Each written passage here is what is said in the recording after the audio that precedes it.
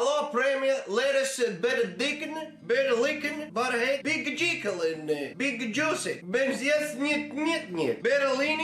I'm trying, Greg, your name is not easy. Okay, I got it. Welcome, Premier Lettuce Galatasaray. Who is the lettuce to you?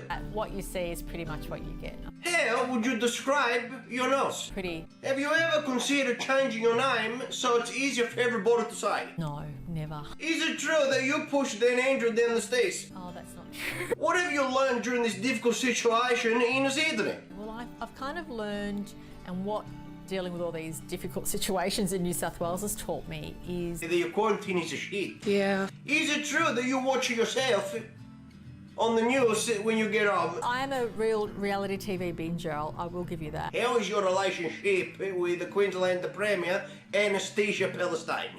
Can I say the relationship with her is no different from a number of other premiers. Bad days happen, and some days are really bad.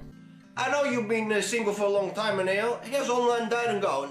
Amazed and blown away. And it wasn't just women, I got lots of messages from men as well. You got lots of friends, ladies, lots of friends. You naughty ladies, you naughty ladies, you're naughty ladies.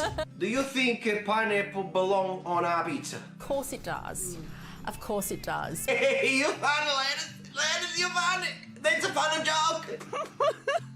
That's a funny joke. I take this very seriously. What's one thing you'd like to say to the public of Australia? Best days are ahead of us. Greg, you there? Yeah, she just fucking sneezed, and I'm not wearing the mask, or I've got no sanitizer. It's a code red, Greg. It's a code red. She fucking sneezed. Code red, Greg.